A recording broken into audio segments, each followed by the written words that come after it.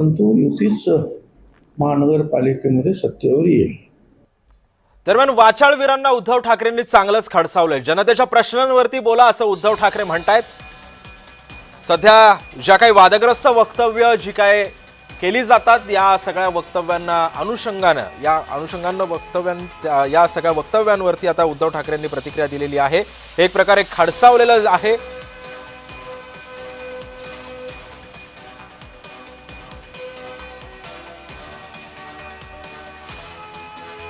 जनतेच्या प्रश्नांवरती बोला, वाचाळवीरांना उद्धव ठाकरेंनी चांगलंच खडसावलेलं आहे।